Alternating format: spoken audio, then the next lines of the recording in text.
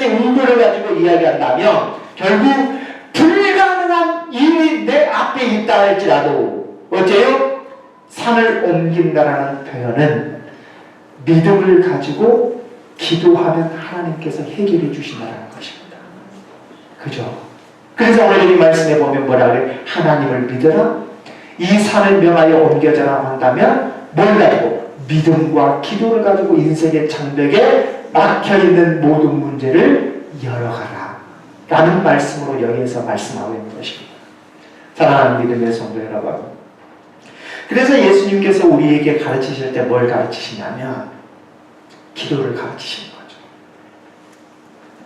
이 기도를 가르치시는데 기도할 때 어떻게 기도하라고 우리 주님이 말씀하시고 있냐면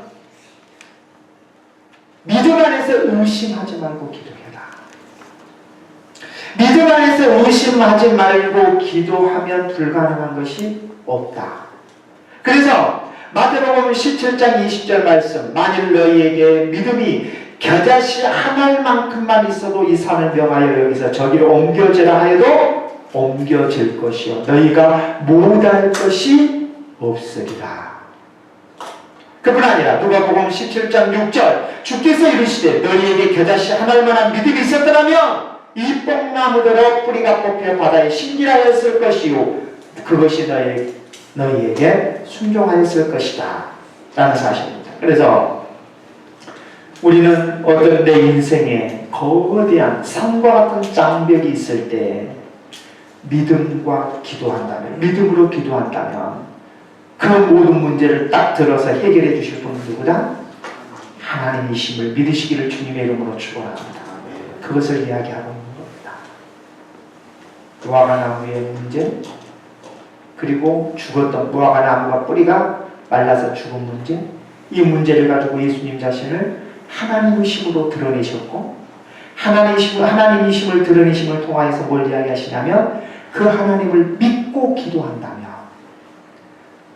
믿어지지 아니할 산과 같은 문제가 있다 할지라도 그 문제를 누가 해결해 주실 것이다?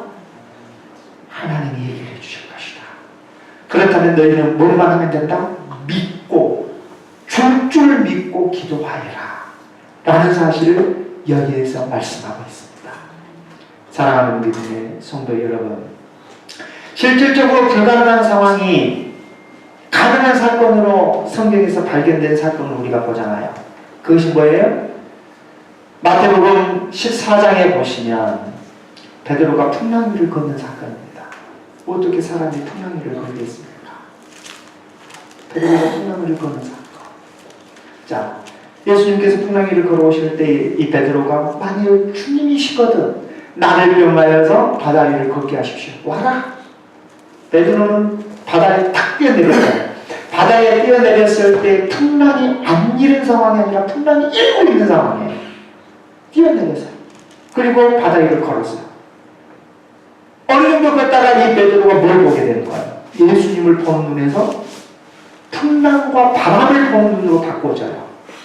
그 순간 그는 바다에 빠져들기 시작한 거죠. 여러분, 우리 인생에 있어서 정말 저와 여러분들이 우리 인생의 삶의 눈이 하나님께 믿음으로 고정되어 있다면 우리는 이 세상을 걸어갈 수 있습니다. 어떠한 어려움 속에서도 우리는 모든 것들을 이기며 갈 수 있습니다. 그러나 하나님을 보는 우리의 시야가 세상으로 돌려지는 순간 우리는 빠져갈 수밖에 없습니다. 그러므로 오늘 여기 성경에서 뭘 이야기하느냐? 믿음으로 기도해라. 믿음으로 하나님한테 모든 것들을 맡겨라 라고 오늘 본문에서 말씀하고 있습니다. 여러분, 믿는 것, 의심하는 것, 이것은 중간 상태에 있을 수 없습니다. 우리를 한번 보십시오. 믿음이 있든지 의심하든지 둘 중에 하나잖아요. 그죠? 우리의 삶을 스스로가 한번 점검해 보십시오. 어쩔 때 내가 의심이 있었고 어쩔 때는 믿음이 있는 것처럼 그렇게 보일 때가 많잖아요. 그러나 분명한 사실은 의심하는 것과 믿는 중간 상태에 없다라는 사실을 우리가 기억한다면 그러면 믿음은 언제 필요하느냐? 여러분, 믿음은 언제 필요하다고 생각하십니까? 현재입니다. 과거의 믿음이 좋았다, 미래의 내 믿음이 좋을 것이다 하나님께서는 우리에게 오늘 우리 주님께서 무화과나무의 사건을 통해서 제자들에게 가르치실 때 그 믿음을 요구하신 것은 현재 믿음을 요구하신 것입니다. 오늘 우리에게도 마찬가지인 거죠. 하나님께서 우리에게 믿음을 요구하신 것은 다음에 믿음이 좋아져라, 과거에 너의 믿음이 좋았다, 이것을 묻지 아니하시고 오늘 현재 이 시간 하나님께서 우리의 믿음을 요구하고 계심을 믿으셔야 합니다. 그래서 우리가 믿음으로 기도하고 현재 내가 믿음으로 기도하고 내가 현재 믿음으로 나아간다면 하나님께서는 결코 우리의 삶을 지켜주실 줄 믿으시기를 바랍니다. 여기 우리가 기도하면서 한 가지, 기도해도 응답 안 된다라는 사람들 많잖아요. 그죠? 아이고 기도해도 기도도 안 되더라 하면서도 불평하고, 참 우리가 어떤 면에서 보면 신앙생활하는 내 삶의 과정들을 보면 마치 이스라엘 백성들이 출애굽에서 가나안 땅 가는 거 똑같아요. 하나님께서 하나님께서 뭔가를 들어주면 좋았고 난리 법석을 치고 자기가 좀 뭐하면 실망하고 좌절하고 하나님께서 세우신 지도자 모세를 원망하고 돌로 쳐 죽이려고 그러고 그러죠. 올라가보세요. 그들 가운데 좀만 목사님 비방하고 신앙생활 낙심하고 그런 사람들 얼마나 많아요. 자, 그런데 말입니다. 오늘 여기 말씀에 보면 기도하는데도 기도가 응답되지 않을 때가 있을 것 같아요. 근데 그때 어떻게 하라고 이야기하냐면 24절을 한번 보세요. 그러므로 내가 너희에게 말하노니 무엇이든지 기도하고 구하는 것을 받은 줄로 믿으라. 그래야면 너희에게 그대로 되리라 라고 말씀하면서 25절을 한번 보실래요? 25절에 서서 기도할 때 아무에게나 혐의가 있거든 용서하고. 자 보세요. 기도를 막 했어요. 응답난다는 거. 문제는 누구에게 있어요? 자기 자신에게 있어요. 자, 자기 자신에게 있는데 자기 자신이 자신의 문제를 풀지 않고 기도하고 있는 거. 자신의 문제를 풀지 않고 기도하면 하나님께서 들어주시나 안 들어주신다? 즉 다시 말하면 형제에 대해서 미운 마음을 가지고 나와서 기도하면 하나님은 그 기도를 들어주지 않으세요. 그러면 하나님 앞에 기도할 때 형제에 대한 미운 마음이 있었다면 그 미운 마음을 풀고 와서 기도하라 이 말입니다. 내가 그 미운 마음에 대해서 용서하고 와서 기도하면 하나님께서 나를 용서해 주실 뿐 아니라 나의 기도도 들어주실 것이다 라는 사실을 여기에서 말씀하고 있는 거죠. 자, 아무에게나 혐의가 있거든 뭐하라? 용서하라 라고 말씀합니다. 자, 그러면 우리가 한번 보세요. 정말 여러분은 용서하시죠? 기도할 때 내가 용서한 마음 정말 용서하고 와서 하나님 앞에 기도하시니까 자기 속에는 죄악의 무더기들을 쌓아놓고 하나님 앞에 기도하면서 왜 이러십니까? 라고 이야기한다면 그건 안 되는 거죠. 그건 분명히 안 되는 거죠. 자, 혐의가 있거든 뭐하라? 용서하라. 마태복음 6장 15절 말씀을 보시면 너희가 사람의 과실을 용서하지 아니하면 너희 아버지께서도 너희 과실을 용서하지 아니할 것이다 라고 말씀합니다. 사랑하는 믿음의 성도 여러분, 정말 우리가 교회를 오래도록 출석하고 신앙생활을 해도 변화되지 않는 사람이 있어요. 기도 응답받지 못한 사람이 있어요. 왜 그럴까요? 자신이 가지고 있는 마음의 상처예요. 상처. 자신이 가지고 있는 상처. 자신이 가지고 있는 마음의 문제. 이 문제를 풀지를 못하고 이 문제를 풀지 못하니까 변화가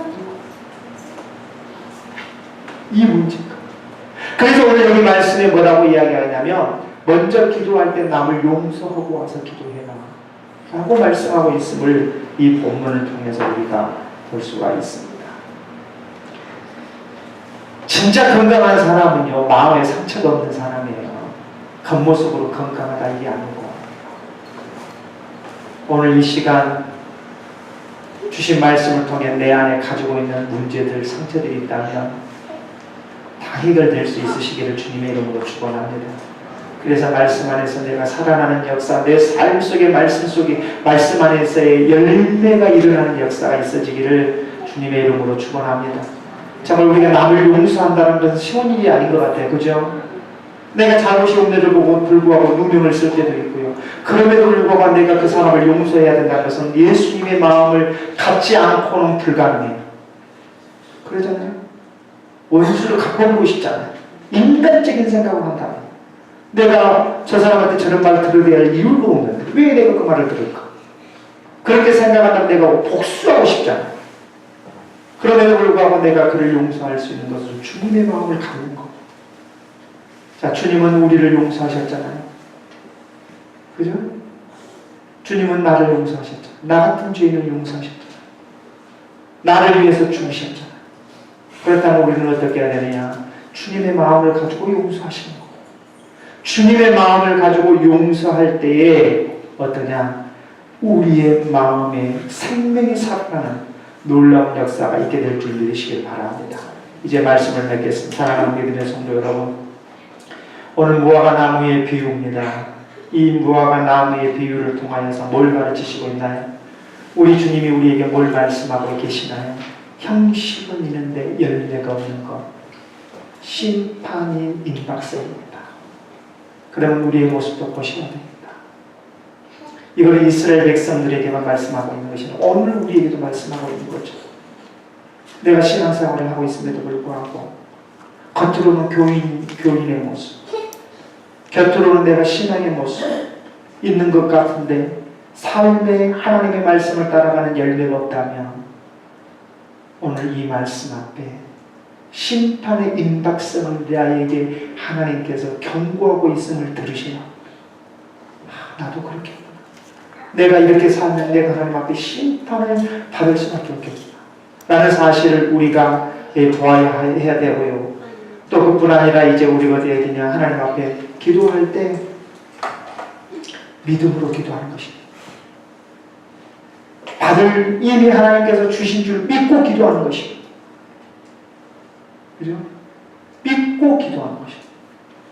그래서 정말로 우리가 이제 이 땅에 살아가는 날 동안 믿음으로 기도하고 내가 용서하지 못한 자가 있으면 용서하고 하나님 앞에 기도함으로 정말로 하나님 앞에 가는 그날까지 우리의 신앙 선한 싸움을 다 싸우며 달려갈 길을 마치는 그날까지 믿음을 지키며 살아가는 저와 여러분들이 되시길 주님의 이름으로 축원합니다. 거룩하신 아버지 하나님 감사합니다. 정말 이 무화과 나무의 비유를 통하여서 우리 주님이 우리에게 말씀하시고자 하신 교훈이 무엇인가에 대해서 말씀을 통해서 상고해 보았습니다. 입망무성할 뿐 열매가 없는 이 무화과 나무를 보면서 형식과 또한 열매 이것을 말씀하고 있음에 대해서 들었습니다. 우리의 모습이 입망무성한 무화과 나무처럼 형식은 있는데 열매가 없는 그러한 모습 속에 내가 신앙생활을 하고 있지는 않은가 깨닫게 하옵소서. 주여, 정말 우리가 주님을 믿는다고 하면서 어떤 믿음을 가지고 정말 우리가 하나님을 섬기고 있는가를 돌아보게 하시고, 또 우리가 기도할 때도 어떠한 마음과 어떠한 믿음을 가지고 기도하고 있는가, 또 내 마음속에 무엇을 용서하지 못하여서 내 마음에 상처로 남아있고 그것으로 인하여서 내 인생에 생기가 없는 그러한 삶을 살아가고 있는가를 오늘 주신 말씀을 통해 깨닫게 하셔서 주여, 먼저 내 심령 속에 회복되어야 할 주의 말씀으로 회복되게 하시고, 용서해야 할 부분이 있으면 주님의 심장을 가지고 용서할 수 있도록 도우시며, 믿음을 갖고 하나님 앞에 기도하는 것마다 하나님께서 이미 주신 줄 믿고 나아가는 저희들이 되게 하옵소서. 그래서 우리 목양교회에 속해 있는 믿음의 권속들이 살아가는 삶 속에 늘 하나님의 거룩하심의 열매들이 나타나는 아름다운 생활들이 되게 하옵소서. 믿사오며 거룩하신 예수님의 이름으로 감사하며 기도드리옵나이다. 아멘.